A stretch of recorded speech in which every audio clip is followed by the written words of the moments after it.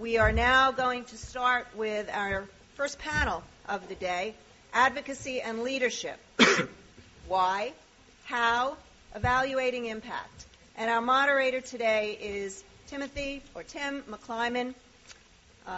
Mr. McClimon is the president of the American Express Foundation and vice president for corporate and social responsibility at American Express.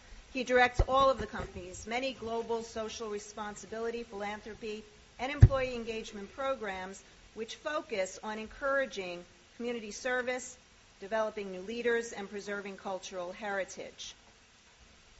He's on the boards of several not-for-profit organizations, and he is the chairman of the Corporate Advisory Council of the American Red Cross, and also teaches arts administration and not-for-profit management at the New York University. He is also a former member of our Better Business Bureau Foundation and still very much involved in what the BBB does. We appreciate his input. We're very grateful to you, Tim, for agreeing to moderate this panel. And with that, I turn it over to you. Great. Thank you very much, Claire. With me this morning, we have a very distinguished panel. I'm going to introduce them briefly here. To my immediate left is Michael Stoller, who is the Executive Director of the Human Services Council. To his left is Kevin Ryan, who is a Senior Program Officer of the New York Foundation. And then to his left is Vincent Warren, who is the Executive Director of the Center for Constitutional Rights. I'm not going to provide any more of an introduction to them because their bios are in your packets, and we have a lot we want to discuss this morning. So we're going to launch right into a series of questions that we have prepared and talked about amongst ourselves. We're going to handle questions from the audience in the same way that we've done in the last panel with Lori, or the last speaker with Lori. So if you could just hold those for a few minutes, we'd appreciate it. So I'm going to start out. I always like to start out with a definition of terms, being a lawyer. And I went to Black's Law Dictionary, which is sort of a Bible for lawyers, and just looked up the word advocate.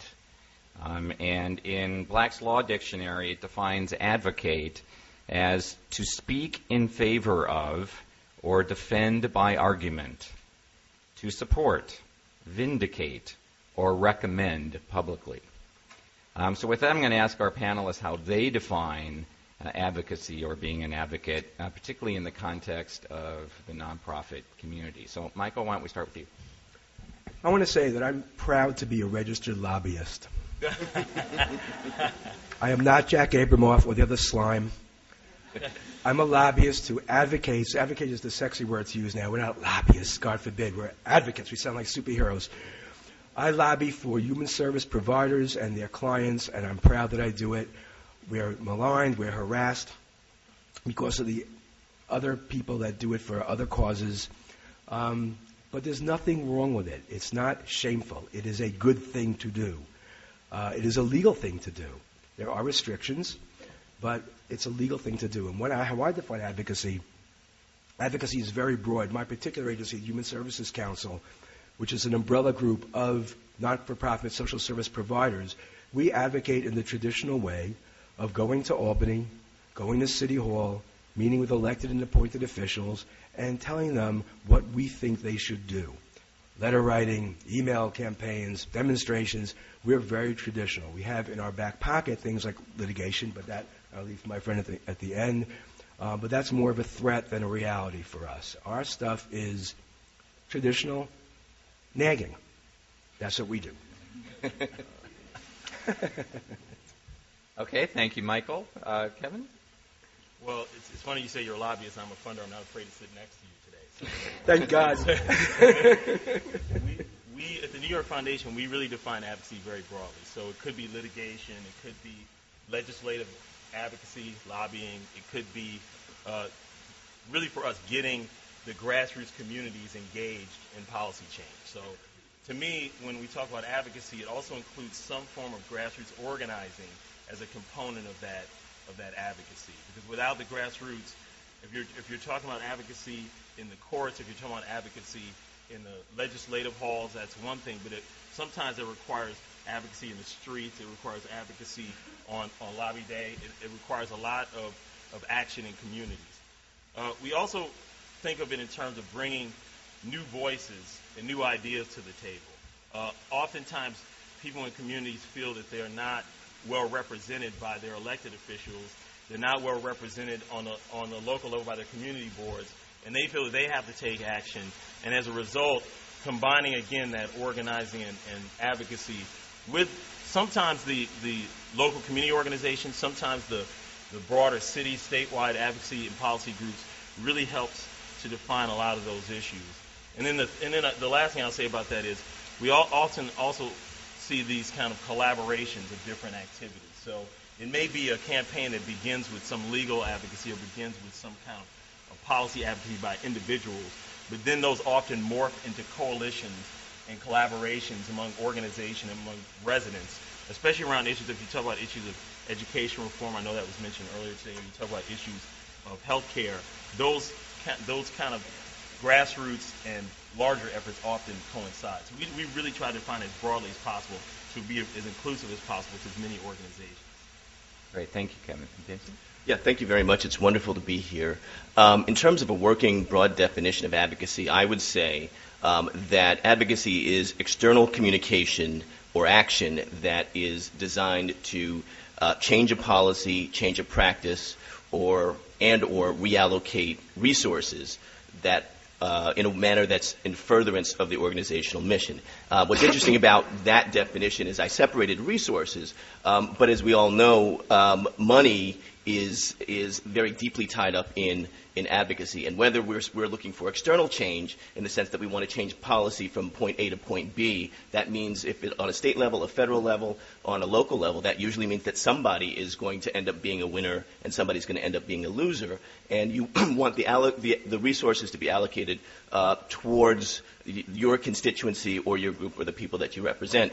In terms of the broad, it's actually easier for me to define advocacy than it is to look at the broad definition of nonprofits, because they're nonprofits, nonprofits, and nonprofits. So let me just tell you a little bit about who we are, and this is going to be what my comments are going to be directed towards. We are an educational and legal organization. Our primary tool in advocacy is actually litigation. And we are not a membership organization, and we don't have a set constituency, unlike a lot of the other nonprofits here, where there is a very clear constituency that have issues upon whose behalf you advocate.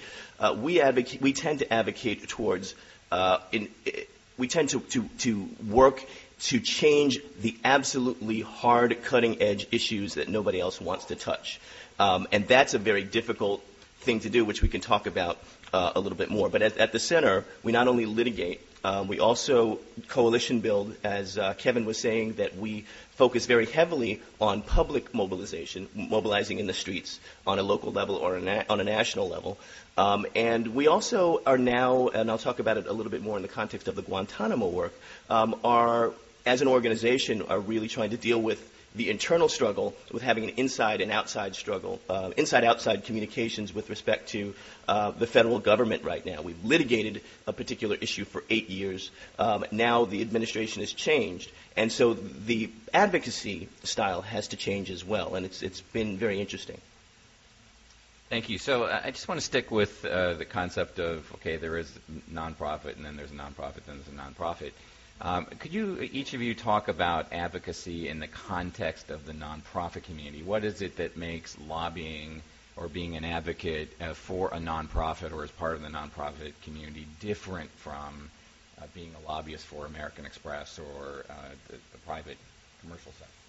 Sure. There are a few differences, some positive and some in the sense that they work for us and some not so positive. What works for us, again, Human Services Council is the umbrella group of all the not-for-profit social service agencies. So we represent the providers and the clients, people who work with the kids or the elderly, immigrants, handicapped, so on, the whole gamut of human service needs. What works for that is if you have anybody you're advocating to with a heart, you can appeal to their heart. If you have anybody who's experienced it in their own life, you can appeal to their personal experience. What you can't do is give them the money American Express can give them. And I don't mean that in any illegal or a disparaging way. Believe me, if we had your money, we would be forming a PAC as well. In fact, we're going to talk about that after. No, seriously, the difference is that political power is bought through votes, and votes are often bought through campaigns, which cost a sinful amount of money. So money often is what is used to grease the wheel. The other thing is our clients are disparaged. Our clients are not liked oftentimes. They also don't vote, except for the elderly. That's a good block to go to Albany with. So we don't have the money or the numbers, or even compared to the unions. 1199's phone bank is worth every penny that they could possibly translate into money. We don't have that. So what we have to do is have very skilled lobbyists, very skilled advocates who go to targeted meetings to appeal to people who have the power and the will to do what we need them to do and try to convince them to do it. That's the essential difference. Great. Kevin or Vincent? Well, I think for our groups, we don't fund particular issue areas. We actually fund mechanisms that groups can use for change. So it could be organizing, advocacy, community development, direct services across the board. Groups often combine some of those mechanisms. So then the groups range from very small organizations who may have $50,000 budgets to $10 million budget organizations. So with such a broad range, obviously some people can, they'll hire a lobbyist to help them at City Hall in Albany. Some of the groups that have more sophisticated advocacy programs and policies will then join coalitions and then will be a part of coalitions that have an advocacy platform that they would then promote. But for a lot of the groups that don't have those resources, are not connected into networks, it really is about trying to find ways that they can understand how this process works. So it's just funny, a couple of days ago we had a workshop in our office where Lawyers Alliance of New York did a training on legislative advocacy. Because I think the biggest issue that we deal with is the fact that most groups feel like we can't do this because it's illegal. If we do it and we get caught, then we're going to be in big trouble. And that's not the case. And we try to get all of our groups to be engaged in this process to understand they can do it, but also to make connections with other organizations like your organization, so that they can then be a part of these larger efforts. And in some ways that builds capacity in a way that our small grant making can't really do. So we try to encourage groups to do it, try to figure out what the rules are. And I'm going to talk about it later. I'm a little scared because I know there's some funders here, but funder advocacy is also an important component of that, which I'll mention later. Hopefully, a lot of funders will left. Michael, you were nodding. Did you want to say something? I want to say, what Kevin said is he wants everybody here to join HSC, which I endorse. If that's what you meant, right? Right. Sort of, yeah, well. I would answer the big difference between for-profit and non-profit advocacy is that for profits, the mission, the goal is to maximize profit. For nonprofits, and especially human rights organizations like ours, our goal is to essentially put ourselves out of business. If we do everything, if we win everything, then you won't actually need human rights organizations anymore, which would be a good thing. So we go into the broad advocacy, of which lobbying is one tool, which we actually don't do a lot of. But we go into the broad advocacy with the goal of trying to take the hardest, most public, most controversial issues that no lawmaker, policymaker, or judge wants to sort of be out in front of, and to define it in such a way that he or she begins to see how his or her interests and the interests of his or her constituency are aligned with actually what the law requires that people do. That's a very, very tough sell. It sounds easy when I say it here, but it is very, very hard. Go ahead. Basically, my assumption would be that all of you are advocates. If you're dealing with a client who is getting denied a benefit, food stamps, SSI something, and you go to the government office and push for it, you're advocating for that client. Advocacy is a very broad spectrum, which is what Tim was saying at the very beginning. The kind of advocacy, I would put that at one end, the advocacy we are one-on-one, getting someone what they deserve. And I'd probably put Vince's stuff on the other end, where you're actually in court forcing the government to do the right thing. And in between, it varies from the grassroots stuff, getting your community organized, getting them out in the street, what we do, which is professional lobbying, getting targeted. And I think the trick is if you're a small nonprofit providing services for someone in your community, kids, elderly, you shouldn't have to worry about the lobbying beyond individual. You should be seriously hooking up with some of us who do this for a living. If you're a large nonprofit, you probably have an advocacy or a public policy unit of your own. You should still hook up with us. But there is strength in numbers, one. And two is, if you're spending more of your time advocating than giving service to the client, you need to think about that. You need to find that right balance. That's why people like us exist. We also exist because we can take the heat. If you're afraid you're not going to get the government contract, we know the government doesn't work like this. But if you're afraid you're not going to get the contract because you said something in your First Amendment rights, but you might still not get the contract for other reasons, don't say it. Tell us. We'll say it. That's what we're paid for. That's another way.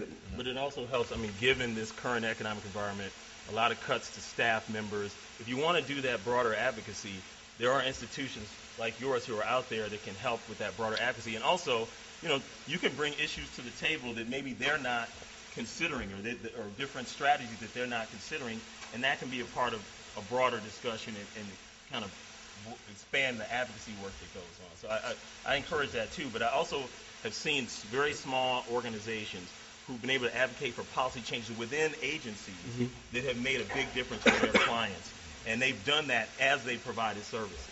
Yeah. So it can be done. Yeah, so I think we would all agree that we're probably all advocates to some degree in this room, but we're really talking about more of a formalized approach to advocacy, whether it's internal to your organization or becoming a member of a different organization and letting them do it.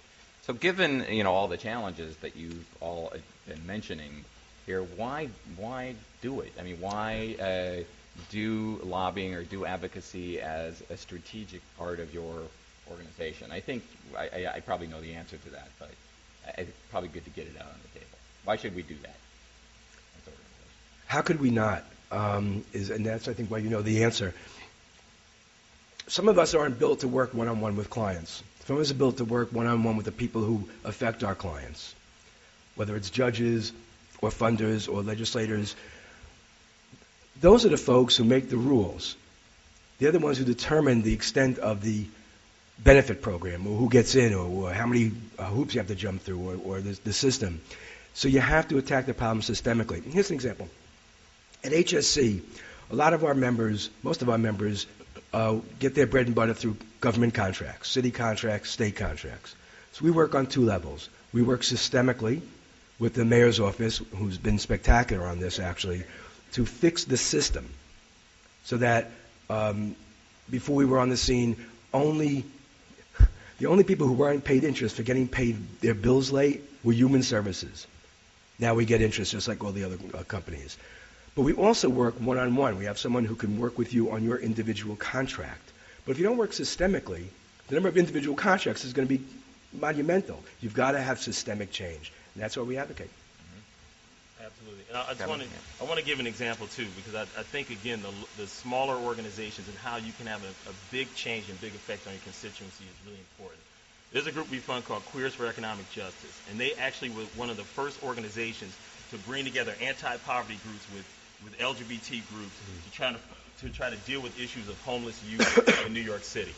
And so one of the problems they found, they got organized, again, the grassroots organized, and they got organizers out into a lot of the shelters around the city and found out that some of the issues that people were facing was a same-gender couple could not share a space together. So what they did was they advocated with the Department of Homeless Services and got them not only to change their policy around that and which allowed same-sex couples to share space, it also allowed for family members who weren't direct family members, so say grandparents and grandchildren to share space together also. So that was a much broader change than they had expected when they did this. But they also were able, once they got to the table, to confront the Department of Homeless Services about the treatment and harassment of lesbian, gay, bisexual, and transgender youth in the system and create a training program for the staff there. So this was an individual organization working in coalition with a number of different groups who was able to make a significant change for their constituency while still providing services and references and all those kind of referrals and all those kind of things for their constituency. They would make a major impact with just advocacy based on the organizing work they did, the research work they did. It all came together to make a significant change. That's why we have to do it, because it affects the day-to-day lives of our constituents. I would agree, and I think one of the real questions in terms of advocacy is that you have to think about what the problem is, and then you have to be fairly concrete in figuring out who or what is the entity that's actually that has the capacity and the power to fix that problem. And once you start from that, you can begin to strategize in a broader way about advocacy to be targeting the group or the person that's going to make the change. So if I could walk into the White House or into the governor's mansion and say, hey, things are really messed up, you need to fix this, and somebody would say, you're absolutely right, Vince, I'm going to fix it now, we wouldn't need to think about anything broader than that, but that never, ever, ever happens. Let me give you one quick example that's not Guantanamo, actually. At the Center for Constitutional Rights, a number of family members who had people who had family in prison came to us and said, do you have any idea how much we get charged for collect calls from the jail? And we said no. And we looked at the pricing, and the families, you can't call into a jail, you can only call out, and the family has to take collect calls, and they were being charged 500 times more by MCI and Verizon than you are for the collect calls that you have. And we said, this is ridiculous. And so we mounted a litigation strategy, all kinds of interesting things. We called it a tax. We did this. We filed a challenge with the FCC. Okay. That litigation moves forward. At the same time, though, we realized that who changes that? Who is responsible for the contract? That's happening up in Albany. That's not happening in the court system. There's also telecoms that are involved, MCI and Verizon. So the advocacy strategy began to branch out. We were protesting and demonstrating at MCI and Verizon, trying to get meetings with them, talking with legislators. And an interesting piece is that the Attorney General's office, when we filed the lawsuit, they were defending, and Elliot Spitzer was the Attorney General at the time and fought it tooth and nail. And then after a number of years of this kind of advocacy that included then getting the Latin American press, the African American press, the mainstream press op-eds involved. On the 8th day that when Elliot Spitzer became governor, he actually ended the contract. After having fought it vigorously for 2 years. And then we were working in the legislature that actually ultimately passed the Family Connections Bill to open up the contracts for new vendors. And now actually the family members that talked to us in the beginning are actually now in part of this settlement negotiation, get monthly meetings with the contractors to talk about whether the services are meeting their needs. So rather than being treated as essentially poor cash cows, they're actually now being treated as customers that have a say in what's going on. So, I think that's the best way I can sort of think of why advocacy is important. And I think it goes back to what Michael says, is that you can't not advocate when these things happen. Right. Well, that example was a terrific example because it involved both the government and the for-profit sector in that campaign. And I think it's always useful to talk about examples, and we've had a couple of examples presented here. So, Michael, do you have any examples that you want to talk about? We work with the for-profit? Oh, in both. We'd love to work with the for-profits. I want to cycle back to what Kevin said. One of the things we look for is what I call counterintuitive allies. If we walk into the governor's office or the mayor's office with Mother Teresa, may she rest in peace, it's like, okay, if we walk in with Donald Trump, it'd be, what are you guys doing together? The impact of having someone unexpected by your side is very powerful. We've actually reached out to the Partnership for the City, and we've talked actually to some funders as well to come with us to Albany. We're looking for some of the board members of our board members, some of the wealthier individuals. Actually, one New York. I've heard about you know about the One New York campaign? Yep. Fighting for fiscal fairness, responsible wealth. The other night, I spoke at a meeting of the Responsible Wealth Group. We're trying to get rich New Yorkers to sign a letter to the governor saying they would be happy to have their taxes raised during this time as a way of sharing the burden, something that the governor remarkably has not been open to, or at least not, he's been intermittently open to.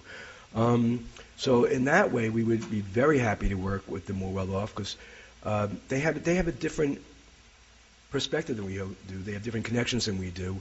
And so that is one particular example where we hope it works. So if any rich people out there want to sign that letter, let me know. Any other examples? Can I give an example just of a situation where sometimes it doesn't always work the way it's expected? And this is really an example as a funder about how you have to consider advocacy in a very broad sense. So it can't just simply be about this bill gets passed or this legislation is done or these very end result concrete things. Sometimes it's about the process itself that really helps. There's an organization called the Urban Justice Center that has a project called the Human Rights Project. And the Human Rights Project has been advocating for several years now for the adoption of a human rights initiative in New York City that would really redetermine and reshape the way that we measure conditions in communities and how city agencies are meeting those conditions in the community, obviously from a human rights perspective. Now, this organization is fighting a real uphill battle to get the city to engage in discussions and pass a bill that would really change the way that the mayor's management reports are done, to really change the way that the city looks at how they actually perform the services they're supposed to perform. So while this bill continues to tumble through the city council, over 100 organizations have participated in this process, and a number of those organizations have adopted this human rights framework in order to really show agencies, foundations, how their communities are affected by different policies and how what's the human level of that situation. And it's changed the way a lot of funders have actually looked at how we fund organizations, the type of projects we fund. And it really, they haven't won that bill yet, but a lot of organizations have really changed the way now a lot of us are thinking about the way these processes can be successful in helping people to think differently about their community. So sometimes I think we get caught up often, and I'm one funder, I'll speak for myself, but sometimes we get caught up, I think, in how we determine the success of advocacy, the success of community organizing. We try to measure it in the same way we might try to measure services in other activities. And I don't think that that's necessarily the right way to look at it. There's a lot of literature out there now in the foundation community. National Committee for Responsible Philanthropy has issued reports over the last few years about how to measure these issues. Grantcraft has a great report on advocacy. And I think we need to re-examine those things in our field so that we're better equipped to say what works, what doesn't work, and also to push up to our grantees how you can advocate on different levels. Can we just stay with that for a second, just because you've mentioned measurement and assessing the impact of what we do. So how do you assess the impact of what you support? I knew you were going to ask me. Yeah. I'm taking notes. Sorry. Yeah. We're very fortunate that we have a board that really understands how these processes work. I think what we try to do is to frame it in a sense of, again, going back to that kind of grassroots level, and are people on that level affected by the work that the organizations are doing? And when you see time and time again, whatever the issue is, it could be day labor issues, it could be senior advocacy, there's so many different issue areas. Sometimes when you look internally and you do site visits to organizations, when you talk to different people in the field about what's happening, you see these changes that happen on the ground that make a big difference that may not be reflected on the policy level at City Hall or in the policy level in Albany. So we try to really dig deep and see how those things are affecting individuals in the community, and is this group having an impact there before we go to that level above there. And I think sometimes, given the fact that a lot of funders have a lot of grantees and you don't often get a chance to get out there and see everybody, it's very difficult to kind of make those determinations about what's happening on the ground. But to me, it's a disservice to nonprofit organizations if we're not doing that examination about what's happening on the ground and seeing how groups are having an effect. A quick example of that is an organization called Picture the Homeless. Just happened to be, they were walking around uptown Manhattan and noticed that there were a number of just vacant buildings where landlords had essentially warehoused apartments in different neighborhoods. So they got some money, they did a study, and they found out that there were something like 20,000 potential units of housing that could be available to low-income and homeless people if this warehousing issue was addressed. So this is a very small organization that did a report, issued this report, had recommendations. Now, who knows where that's going to go? But the point is, all this happened from on-the-ground work that we were able to see the results of from this report. And it led to us saying, well, the campaign, who knows what the end results are going to be? Who knows if the city is going to agree to open up these vacant lots and pass policies that will change the way this warehousing process works? But the fact that this work was done on the ground and now people are encouraged and advocating for it makes it a big deal, and it's on the agenda of even citywide housing campaigns where it wasn't there before. So we really try to examine how people are getting engaged in the process. That's very important. I would try to answer two questions, I guess. One is a successful advocacy campaign, and then also talk about measurements. The campaign I want to talk about is Guantanamo. Back in 2002, January 11th, 2002, George Bush announced that he was taking the first 20 men from different parts of the world and sticking them in this place called Guantanamo that is in Cuba. And he said there will be no courts, no judges, no lawyers, that the Red Cross can't come in to see these guys because these are the worst, most evil terrorists in the world. They'll bite your head off. And the people were afraid. The Center for Constitutional Rights saw this as a fundamental affront to the rule of law in the United States, notwithstanding whether these people had done bad things or would do bad things, but that's just something that in our jurisprudence is simply not allowed. The president can't be a king, and the president can't just throw people away and say we're never going to let them out. So we filed a habeas corpus challenge, the first habeas corpus case.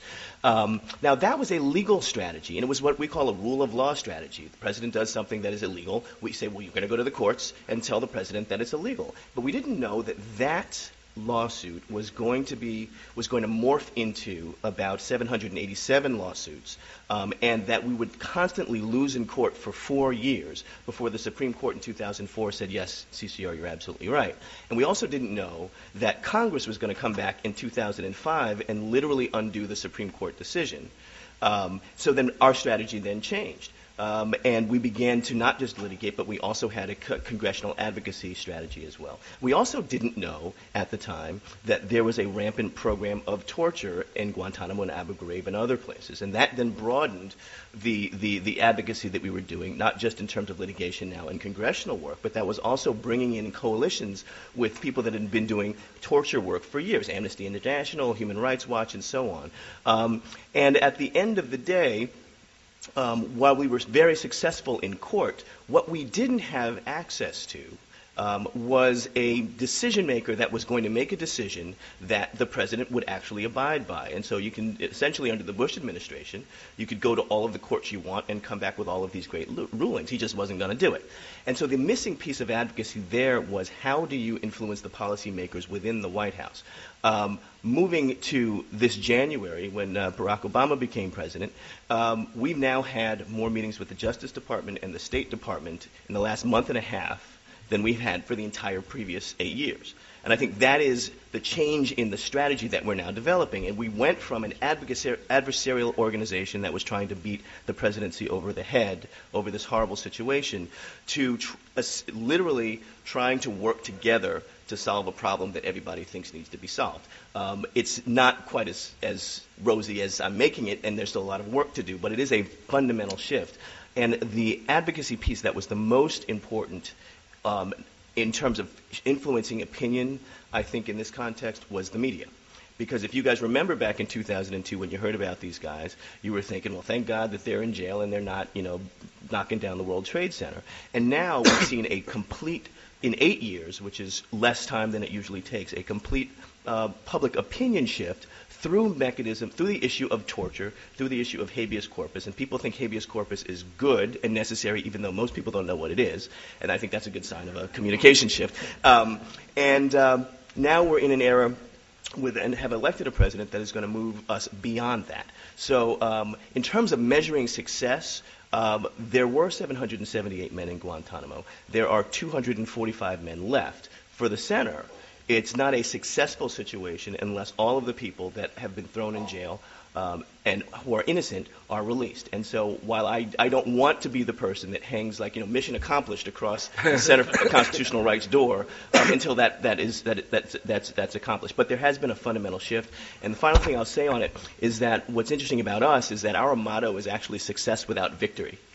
Because the cases that we do are so hard, we always lose them. But in the end, the question is, have we made the lasting policy change through broader advocacy? And usually we do.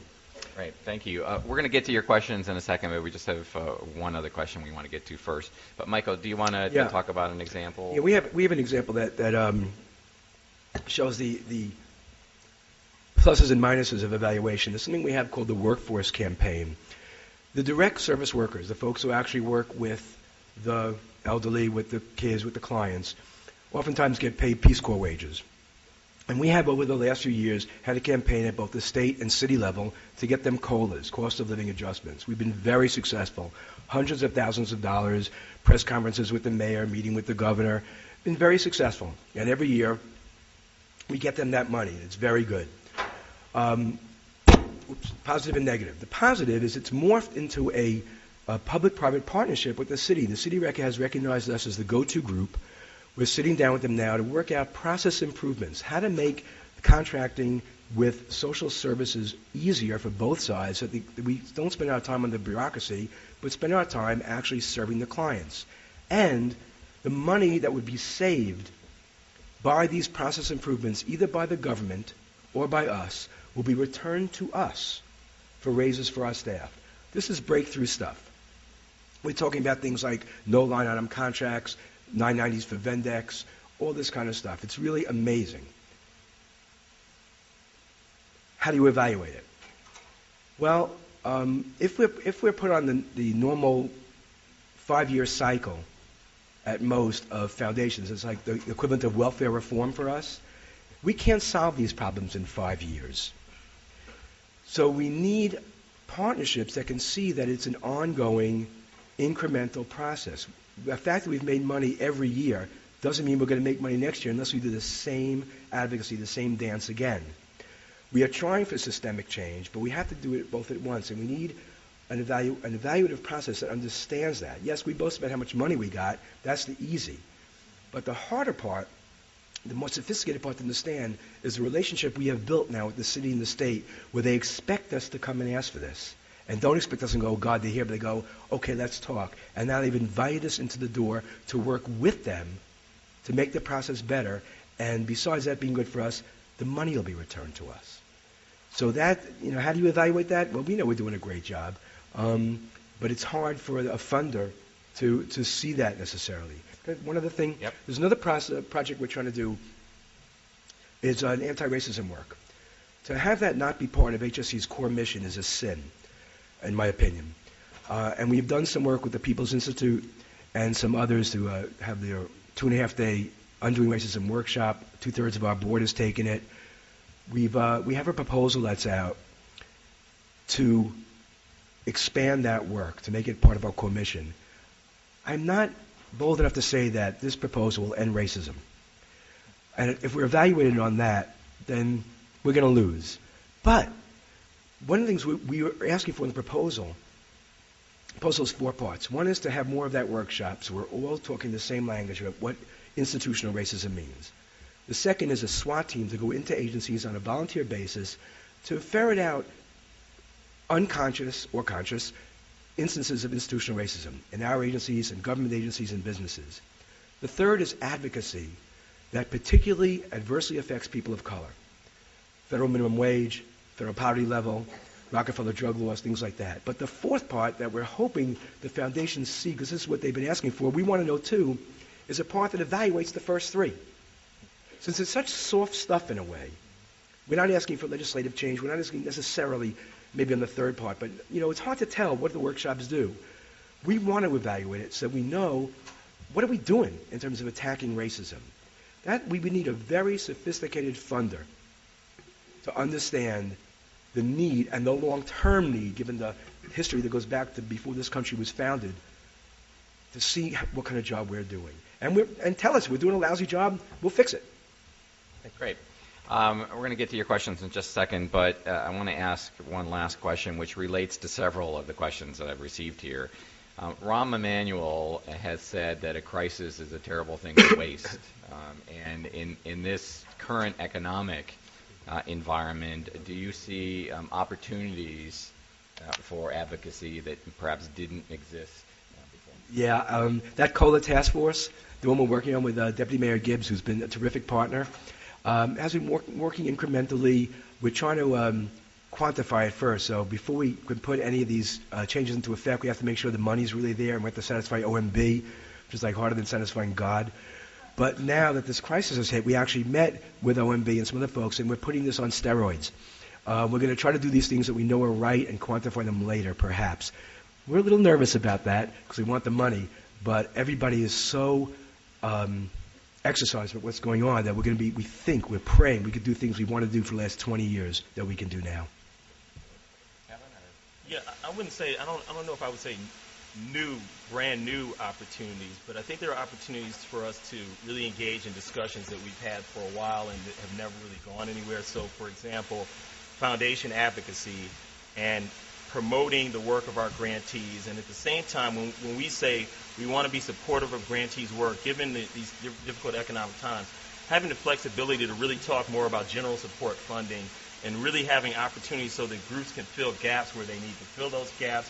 If they have to have one person doing a couple of jobs, there's resources for that. That discussion's been going on in philanthropy for many, many years. I think it's really time that we say, and this is one of the things we've talked to our board about, is saying we need to be more flexible, and we know there's a long-term and difficult struggle it's going to be for a lot of institutions. So we need to provide general support to organizations across the board so that they can do the work they need to do. Don't you love him? Again, I speak for one foundation. So, and then the other thing that I just want to promote is the collaboration and coalitions that are being formed that are really trying to engage members to create more advocates in the field. So I see Chung Wan sitting here in the front, and the initiative that the Immigration Coalition and the Association of Neighborhood Housing Development has put together to train member organizations to become advocates and organizers in the field. So you're talking about, I think it's over 200 organizations that are eligible for this kind of training. So you're going to put a lot of advocates out there in communities who are going to be able to then connect into the larger organizations and create a much more structured and a network of groups that are doing advocacy around the city. So I think those kind of initiatives are what we need to look at to help groups to do advocacy in the best way possible given the current economic environment. I see. I think there are three, potential advantages that I see. As difficult as it is. First of all, I'm still tearing up from what Kevin said. It's beautiful. One is on the part of the funders in terms of the funding. The economic crisis hits everybody. It hits everybody badly, and it hits people that are the most deeply invested in the market the worst, which of course largely means the funders, and everybody's principal has now been depleted. So what I think a lot of foundations are doing is that they're taking a good hard look at their priorities. And then it really will happen in one of two ways. Either they will broaden their priorities and fund people at a shallower level, which might mean that more people will get the limited resources, or that they will narrow their focus and fund more deeply, which might mean that some organizations, but not others, will be in a better situation. I think either of those two scenarios present opportunities for nonprofits with respect to knowing what the funders are thinking and being able to really align the mission, because hard economic times, just like with nonprofits, require a real vision and focus and specificity as to what your mission is. So I think that's going to be happening on the foundation side, which could benefit some organizations. As Kevin was pointing out, I think that now that the nonprofits, and ours included, are in very deep financial concerns, it will force us to think more clearly about the coalitions that we form. Coalitions will be more necessary. Coalitions will need to be more effective, because we won't be able to do the work alone or siloed the way that sometimes we do things. So that's, I think, potentially a very good thing, and I would sort of urge the funders in the room to think about ways to help coalition building as a strategy in the economic crisis as well. Getting us in the same room, flying us across the country, having us meet in more than 2-hour endless conference calls, it would be a very good thing. And finally, on the policy advocacy piece, specifically with respect to the allocation of resources, there are opportunities for the advocates in the sense that, I'll just use an example, prison siting, where prisons go, where jails go. We have this kind of, essentially everybody's going to be looking to the deep pockets, and the deep pockets is the federal government, so that counties will be unlikely allies to advocates with respect to whether prisons are cited, where prisons are cited, staffing cuts in terms of government, local government resources will mean that there's additional pressure on local government. So, for example, if you have a jail overcrowding issue and you can't do anything about it, when they reduce the number of guards, the guards union union is going to get very upset because they're going to say this is dangerous, and they're going to be looking for the state for more money. The state is going to say, well, that's terrific, but we don't have any more money, and they should be advocating at the federal level for more money coming to the states to be able to do some of this stuff. So you will be able to at least start some dialogues with unusual allies when people within the government are under-resourced in the same way that you are. Great, thank you. We're going to get to your questions. Now, we have a lot of them, so what I'm going to ask is for the questions to just be answered by one panelist. So any of you can jump in, and if any others have something you're dying to say, you can do that too, but that way we can get to more questions. Okay, first question, and this is something that Lori Slutsky talked about in her Q&A period a little bit. Can you discuss how you handle advocacy situations that seem to pit one worthwhile group against another? For example, budgets for in-school youth versus out-of-school youth. How do advocacy funders avoid this? I would say, how do organizations avoid this? Yeah, I think this is mine. It's herding cats. Basically, what we try to do, what we do, is we find issues that cut across the entire sector. Workforce campaign, disaster preparedness, racism. We try to find the ones that go across everybody. The other way we do it is, since there are 20 some odd subsectors, when we go to lobby for a budget, we say to the kids, the Kafka and to CSCS and all them, we say, you go lobby as you want, but give us your really, really top 2 or 3 priorities. So we'll have a list of 20 times 2. We'll have 40 priorities, and we will go to the government and say, this is the real deal. This is what they really want. And that's how we do it. And sometimes we're opportunistic in the best sense. If we find something that we can grab for a particular subsector, we'll grab it. But what we do is our board is made up of all the federations, all the coalitions, and an equal number of providers, and we hash it out at long meetings to determine where we're going to go, but we try to do it either ones that cut across, or we say, you got it this year, next year you'll get it. Okay, thank you. Any chance that proposals to increase the tax deduction for gifts to human service organizations would be seriously considered by the federal or New York State governments? And I would add to that just the opposite question, which is news reports this morning show that the administration now wants to eliminate or reduce the tax deduction to charitable organizations for individuals or families that make over $208,000 or something like that a year. So what about the issue of either increasing or decreasing tax deductions? Yeah, we're for tax deductions. We favor them. How about you guys? Yes, I favor them too, and but I really don't have any sense as to whether it would pass or not. I would say that just based on what Tim said, I knew it was too good to be true. Okay, how do we mobilize our constituents to change the culture in Albany? Is that the next panel, or? Yeah, that's the next day. Go ahead. All I can say about that is, the more groups, the more people who advocate, the more people who are engaged. I really believe, and I keep saying this, but I just think it's true. The more grassroots organizing and advocacy, because I think Mike said it before. We have the voting power here. We don't have the money, so that's what you got to do. And the more groups you can get together to go to Albany, to advocate, to go to the local offices, to do multi layers of mechanisms to create change, organizing, advocacy, the whole gamut, with as many different institutions as possible.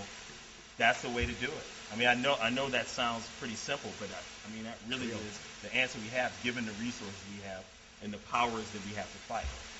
Good. There are several questions here about linking advocacy efforts with fundraising. In these tough economic times, how do you make the determination between funding direct services or advocacy? I think really what I said before, I think it's about multiple mechanisms. And Mike, again, you said this earlier too, that everyone out here on some level is doing some form of advocacy.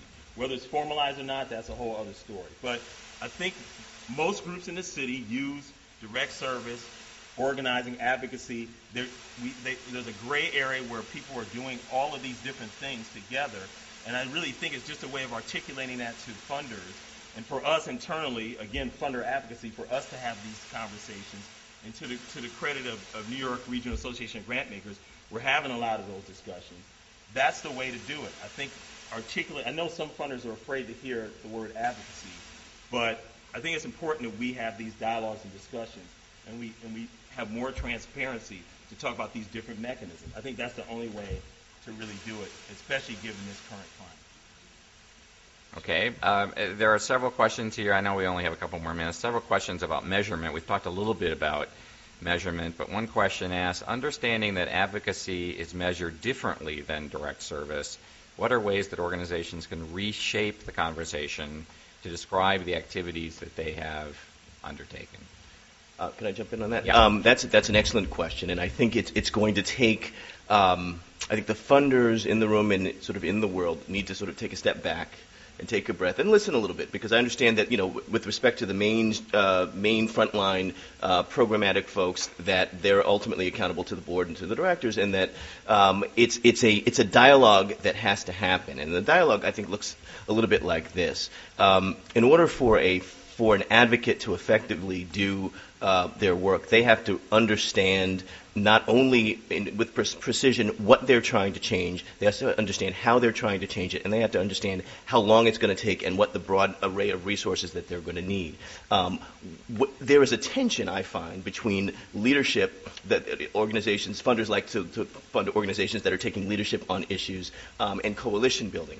And when you're taking leadership and when you're looking at a leadership paradigm, the funder wants you to say, I'm going to do this, and then in the mid-year report, I'm doing this, and at the end, I did this. But it always happens in coalition, and it always happens gradually. And so I think that funders need to be sophisticated in thinking about sort of interim benchmarks of how we can determine how things are moving forward. And they have to be realistic. They have to be, if it's a public opinion benchmark, I find that, but I will find that a lot of funders will put a lot of money into polling research on public opinion. And at some level that makes sense, but that's a lot of money that's going into a way that doesn't necessarily affect, you don't get a sense of how public opinion is evolving around an issue. So I think at some level the funders need to be push the nonprofits to be very specific about the smaller steps that they're taking. They also need to be very, very cognizant, funders,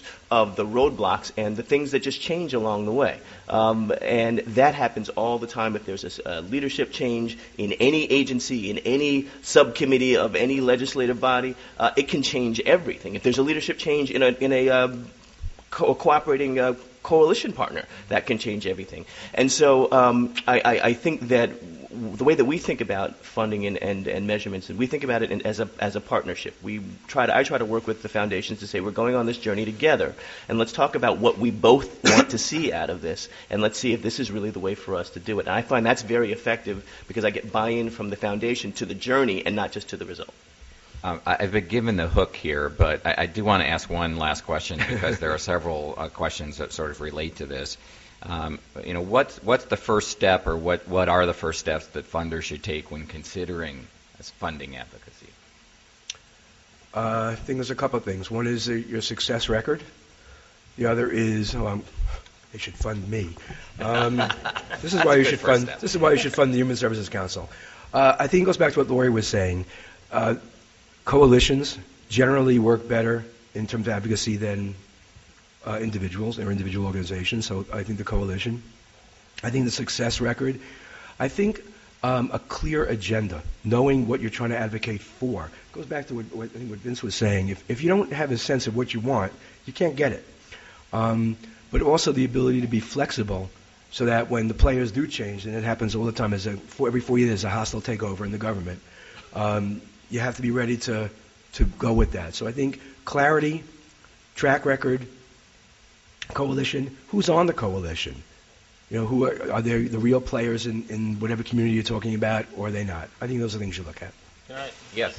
Even a step before that, I would say if you're a funder who is interested in funding advocacy, maybe you don't fund it now, I think it's a research issue. I think part of it is there's tons of funders in New York City who fund advocacy, and we do it in all different ways. So we're colleagues. Call up New York Foundation. Call up Altman Foundation. Call up CERDNA. Talk to different funders around the city about how they do advocacy.